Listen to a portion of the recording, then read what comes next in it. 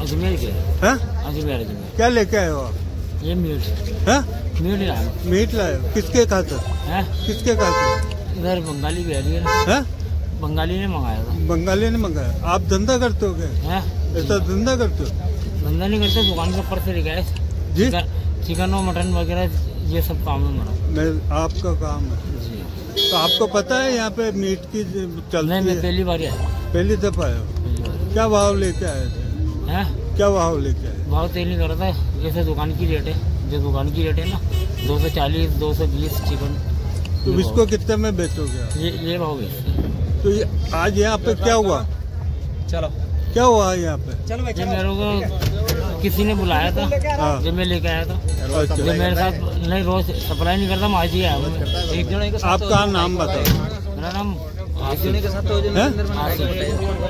कार्रवाई करेंगे। मामला तो बड़ा विचित्र है और इसके लिए हमारे तीर्थराज पुष्कर के लिए बड़ी शर्मिंदगी की बात है कि जिस प्रकार से यहाँ अवैध तरीके से ये अभक्ष्य भोज्य ला करके यहाँ बेचा जा रहा है, तो हम तो सभी सनातनी पुष्कर सनातनियों से भी यही मांग करते हैं कि जितने भी विधर्मी इस पुष्कर राज में रह रहे हैं, उनके चाहे व्यवसाय के कारण रह रहे हो, चाहे किसी भी कारण से रह रहे हो, तुरंत प्रभाव से इनको यहाँ से निकालना चाहिए।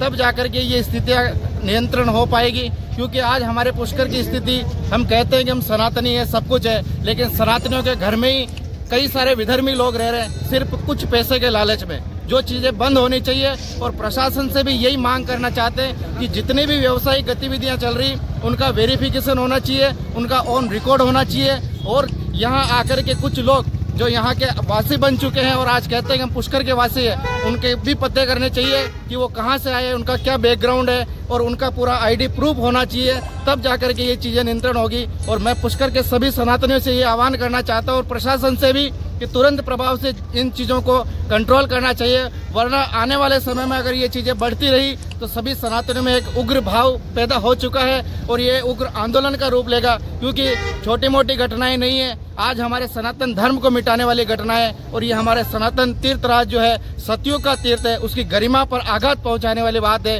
इसलिए आप सभी मिलकर के इन चीज़ों को नियंत्रण करें और यहाँ से समाप्त करें। जय श्री राम। गुरुजी, आज कार्रवाई नहीं करेंगे तो आगे क्या कार्रवाई करेंगे? कार्रवाई नहीं करे तो हम सभी सनातनी और जितने भी हिंदुवादी संगठन है उनसे यही मांग करेंगे और उनसे पहल करना चाहेंगे कि आप सभी मिलकर के पुष्कर कम से कम हमारे तीर्थ की गरिमा को बनाए रखें, ऐसी स्थितियां पैदा करें। सिर्फ पैसा ही जीवन का आधार नहीं होता, हमारा धर्म भी बहुत कुछ कहता है। धर्म के आधार पर कई सारी चीजें होती है और ये चीजें आज नहीं, पिछले कई सालों से चल रही है। लेकिन आने वाले समय में अब हिंदू जाग चुका है, तो ये आग लग चुकी है कि हमारे सनातन को बचाना है, तो ऐसे विधर्मियों को यहाँ पुष्कर से बाहर निकालना होगा। गुरुजी, आपका नाम? मेरा संत धीरज राम सनी।